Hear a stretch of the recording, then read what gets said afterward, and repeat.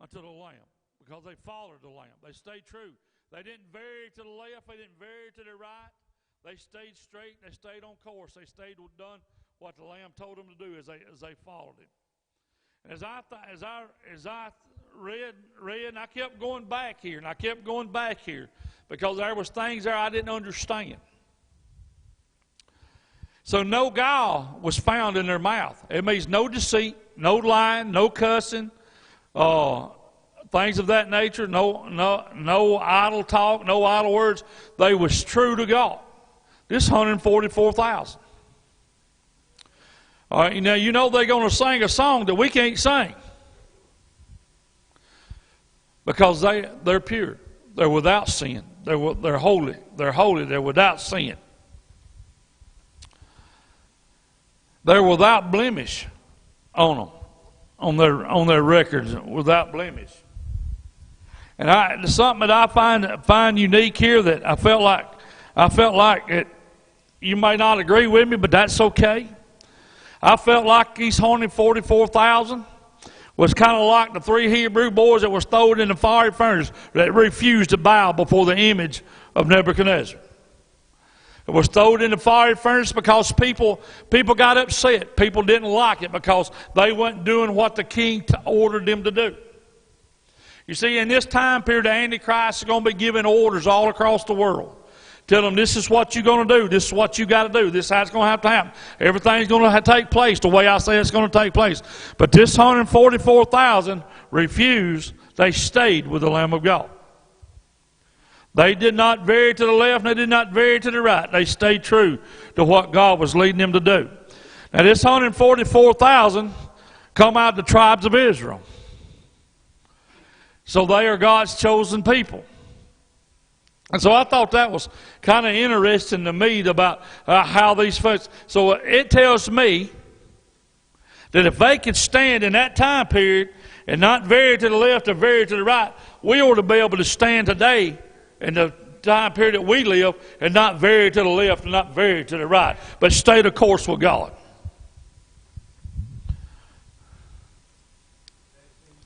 And I looked, and lo, a lamb that stood on Mount Zion, with him 144,000, having his Father's name written on their foreheads.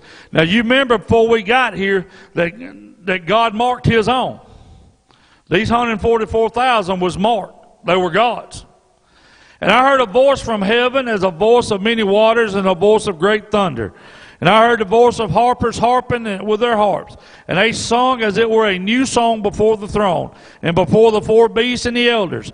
And no man could learn that song but the 144,000 which were redeemed from the earth. Now what kind of song is that? It's a song that they went through. When they went through the tribulation, when they went through it, they had come and delivered by the hand of God out of the snare of the devil, out of the enemy. They began to sing a new song. And a song that we don't know, a song that we ain't never heard. But I believe it was a song, to me, this is Pinky 1 and 1. I believe it was a song of victory and deliverance. That's what I think. That's just my opinion. I can't prove it, but that's just my opinion. Because that's what I would be doing. If God had brought me through a period of tribulation like He brought them guys through, and how God has kept them safe and made sure they was fed, made sure they had plenty to eat, plenty to drink, and made sure that nothing come up on them to harm them, man, you better believe I'd be singing a song about God's goodness and His deliverance and how faithful God was. You better believe I'd be singing it. I'll make up enough now when I'm going down the road. Boy, I sure enough be making up one in. Hey, singing to the Lamb.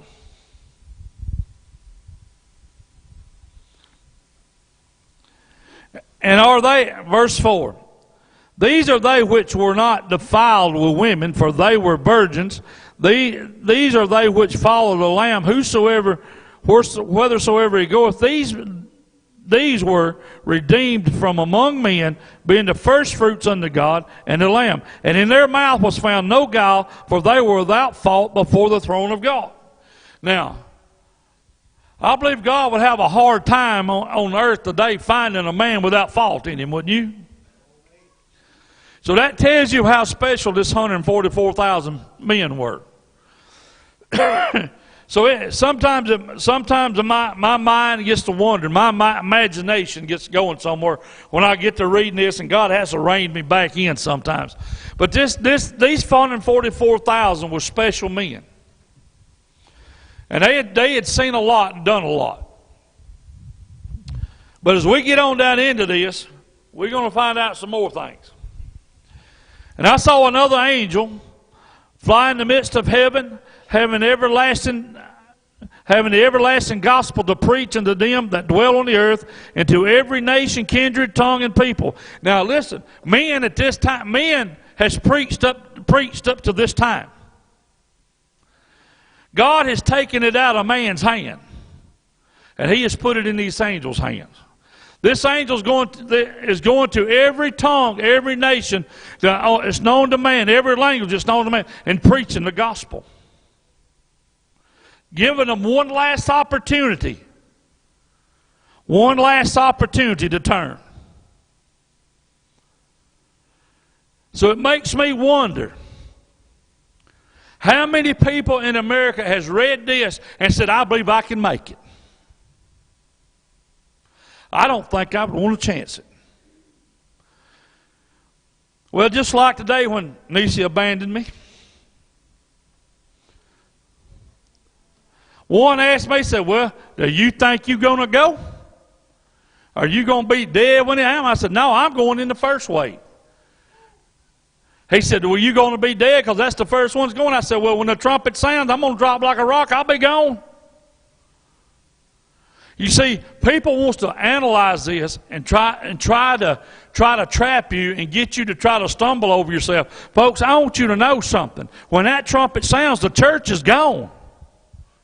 The church is gone. And those who has played church, those who has thought about church, those who thought church was just a myth, they're going to be standing there scratching their head, and the devil's going to start playing his little trickery on people's minds. Y'all hang on. Saying with a loud voice, fear God, give glory to Him, for the hour of His judgment is come. Worship Him that made heaven and earth and sea and the fountains of waters. See, what he's trying to get us to understand is that that people in this time period on the earth, they have been such array and fear of the beast, and they worship the beast, and they praise him, and they glorify him, and everything. We got to talking about the mark of the beast after Nisi left.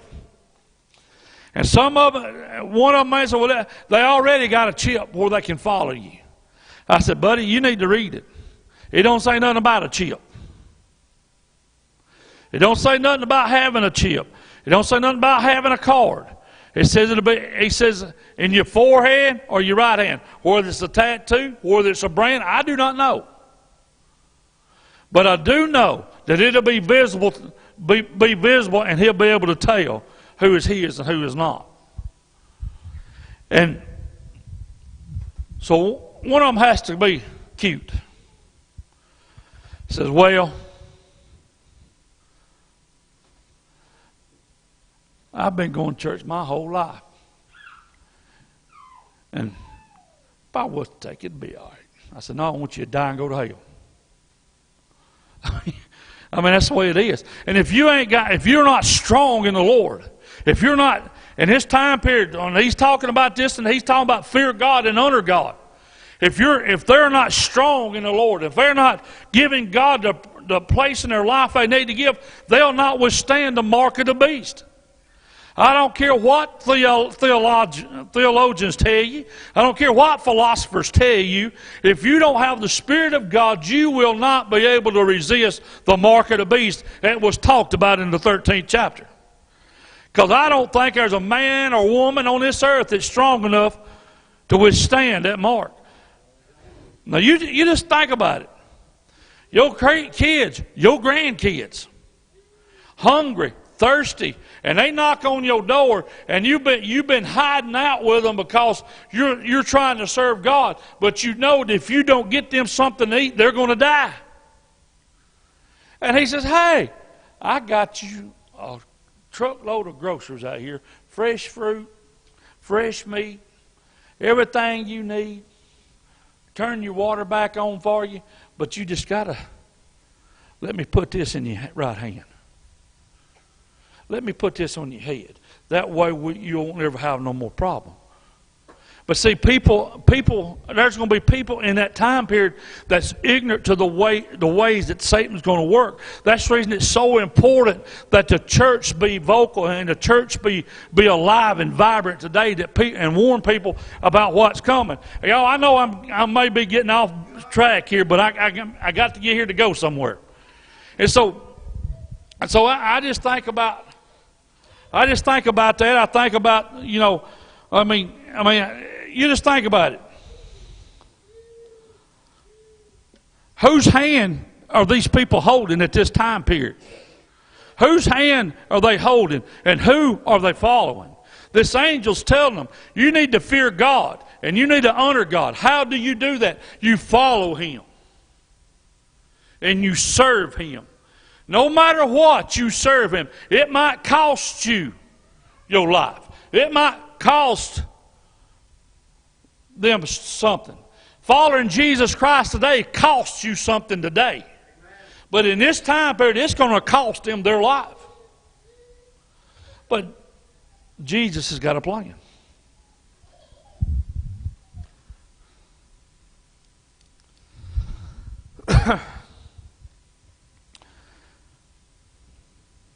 And there followed another angel saying, Babylon is fallen, that great city, because she made all the nations drink of the wine of the wrath of her fornication. Listen, I want you to know the world system at this time is Babylon. The economic system, the religious system, they're all fallen. They're all coming to a halt. To being able to buy, sell, and trade is coming to a halt. This angel has warned them that Babylon is falling. That means everything. You think you've seen the stock market crash in the 30s in America. You ain't seen nothing. Because these people, they're going to see a crash in the stock market like they ain't never seen. You ain't going to be able to get nothing to eat, nothing to drink, no matter if you do have the mark. Because everything crashes that day. The angel has warned them, it's fallen, it's crashed. All the economic system and everything else is no longer exist. The religious system that he set up running is no longer going to exist. Because God has had enough. Because God has had enough. And you'll talk to people today, say, oh, if He's such a merciful God and loving God, why is He letting this stuff happen to these people? Listen, let me tell you something. He has given man a space and a time to repent, and man has not done it. Man has spit in God's face, thrown things at God, and told God, you really just ain't relevant in my life anymore. You don't matter. Am I right or wrong today? So this is what's going to happen. This is what's going to bring all this to pass, is the lack of dedication and honor toward God. Y'all, I ain't confusing nobody, am I? Well, see, their economic and religious system is going to crash. And everything that they have promised people, everything they have told people is going to crash. And then He's going to be revealed for who He is and what He has done, how He has deceived people, and how He has drawn them away from the very presence of God. And this is what's going to happen. Now we're fitting to get down to the nitty-gritty. And the third angel followed, saying, let a loud voice, if any man worship the beast and his image and receive his mark in his forehead or in his hand. Straight is the way, and narrow is the gate that leads to everlasting life. But broad is the way that leadeth unto destruction, and many be there that find it. Running in this time period, people are going there. Men and women, they're going to be on this broad road, and there's going to be very few that are on that narrow road at this time. Very few. And so, in this ninth verse, he is telling them, "Look, you have got to go the way that God says go."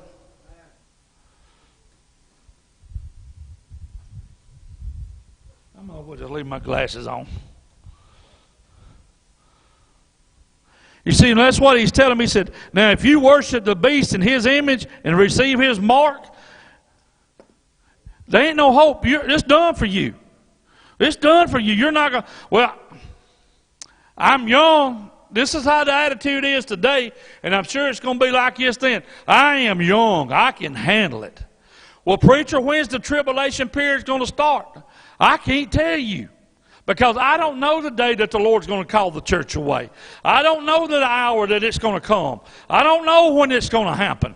It's going to come as a thief in the night. That's all I can tell you. But all I can tell you is today that I got to make sure my lamp is trimmed and burning and ready to go, and make sure my life is lined up with God like it's supposed to be. Whether it's in the morning, or it's Sunday morning, or it's Tuesday morning, or wherever it is, my life has got to line up. If not, so if my life don't line up for that first call, I'm going to face some of this right here.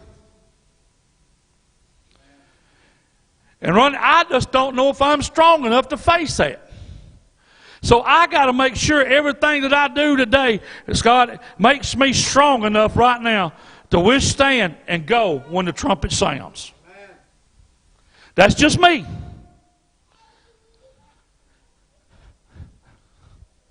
So you see how the devil will play mind games with you. He'll tell you that, oh yeah, you're strong enough. You got time. You got plenty of time. Well, let me ask you this. If we have plenty of time, and we have always heard that no matter what, the Lord is coming. I'm 65 years old. I've been hearing that all my whole life, and He ain't come yet. Well, I still got plenty. You may not have.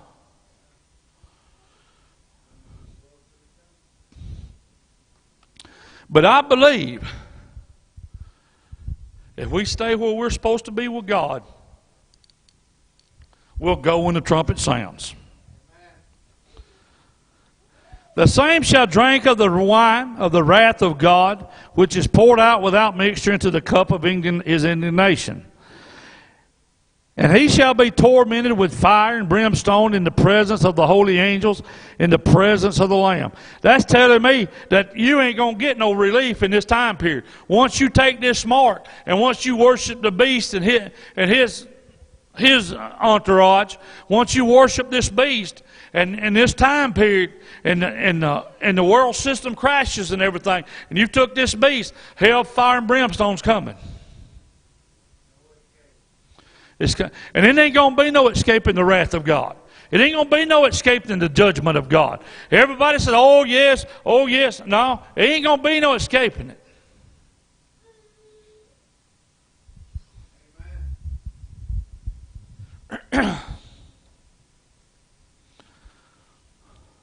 Where did I get to? 11. And the smoke of their torment ascended up forever and ever, and they have no rest day or night, who worship the beast in his image, and whosoever receive the mark of his name. I've thought about that. And I have thought about that verse. There ain't going to be no rest. Now we'll find in the book of Matthew, and I think it's in the 24th chapter, where he said there would be weeping and gnashing of teeth. Folks, I want you to know something. That's bad when you're trying to die and you're trying to chew your own arm off because you in so much torment and pain just trying to get some kind of relief. That'd be a bad way to go, wouldn't it? But it would be in our best interest if we made sure that when the trumpet sound, we went.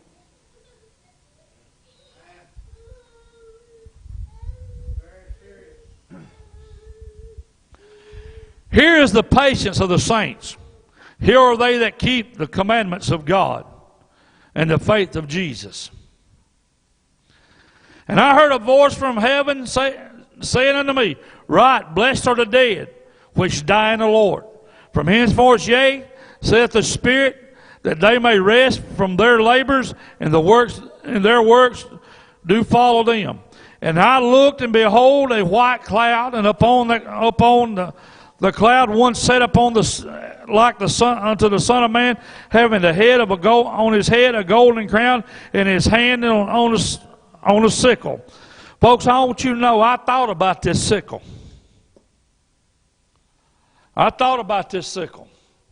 Thought long and hard.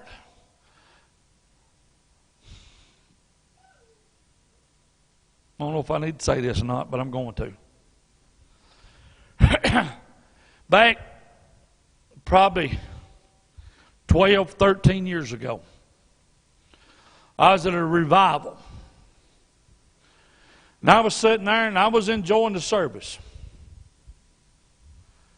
Man, the Spirit of God was moving. Man, it was people laid out everywhere, and I was just enjoying the service. I was just sitting there soaking it up. I'd been on the road. I'd been preaching for a while, and I would just soak it up. Boy, it was just right refreshing to me. And then he looked at me and Jan said, I looked around, walked up there. Y'all, that's the first time I ever heard Jan shout. First time I ever heard her shout. He looked at me and he said, brother, he said, your time ain't come. He said, but God has shown me that you got your hand on the sickle. And when the harvest time comes, He'll let you know. You just swing it, He'll cut it. I'm like, okay. Hadn't thought no more about it that night until I read this. So this sickle, let me see if I can get it all out in the way I understood it when I read it. This first sickle that he talks about, where he says swing it, that's taking the harvest of the saints. Those who have been faithful to Him. Those who have honored Him in His tribulation period. Those who have followed Him with all cost. He's reaping the harvest. He's bringing them home. But these other sickles might do a little different work.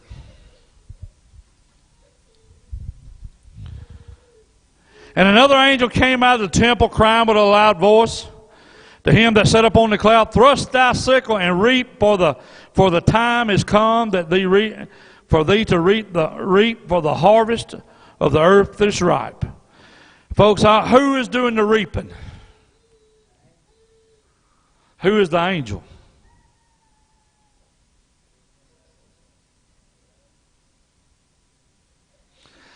Some scholars say it's Michael. Some scholars say it's Gabriel. But more scholars says it's Jesus Christ. I'm going to go with the one I think is Jesus Christ. That's the one I'm going to go with. Because He sits on the throne and He sees what's going on and everything. And he that sat on the cloud thrust his sickle on the earth, and the earth was reaped. And the angel came out of the temple which was in heaven. He also had a sharp sickle. And another angel came out from the altar, which had the power over fire, and cried with a loud cry to him that had the sharp sickle, saying, thrust in thy sharp sickle, and gather the clusters of the vine of the earth, for her grapes are fully ripe. That's meaning, get the best. Get the best. Folks, I want you to know, and when he thrusts this sickle to the ground down, he's wiping out everything. Everything that opposes him, he's wiping out. They told him to put it in the wine press. They would put their grapes in the wine press and turn it and smash them to make grape juice. But this was blood in the wine press. It ran out. A lot of people says this is the great battle of Armageddon, because of everything that's going on here in these last few verses. But how can God be full of mercy and grace do this to mankind? Mankind done it to himself. Amen. It was not God. Mankind rejected God for the last time. They had pushed Him away for the last time. And now, the wrath of God is showing up.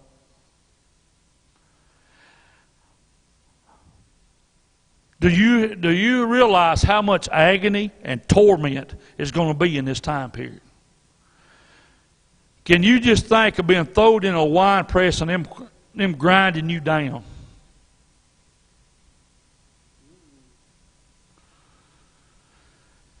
Makes you wonder, don't it? Makes you wonder.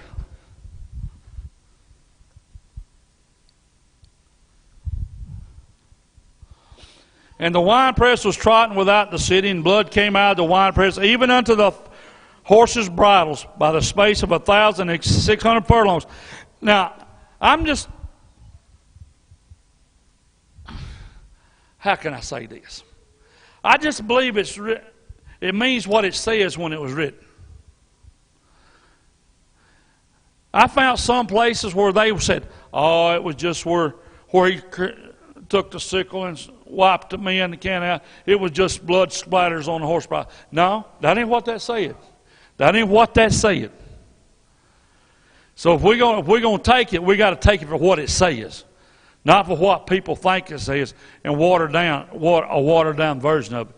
In this time period, there's going to be total chaos.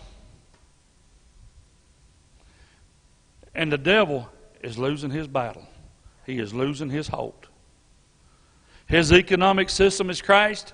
His religious system is crashed. Everything that he has built is crashed. Why? Because God's had enough. But God ain't through. God ain't through. We'll see on over some more chapters. God ain't through yet. This is just the beginning. This is just the beginning. We ain't even got to the bowls yet. This is just the beginning. The first 3.5 years, boy, they was in high cotton. Everything was going their way. Economically, everything was good. Religiously, everything was good. Then all of a sudden, God has enough. That's the reason what we do on Sunday morning, what we do on Sunday night, and what we do on Wednesday night is so important. That's why we tell people that we know, even though it takes them 20 years, you keep telling, you keep telling, and you keep telling. Well, one told me one time, well, you need to quit casting your pearl before swine. I don't look at him as swine. Keep telling, keep telling, keep telling, and keep praying, and keep praying, and keep praying. Because, see, Scott, when I leave here, when the trumpet sounds, I want to take as many with me as I can. And if I don't have a desire for them to go, I'm in trouble.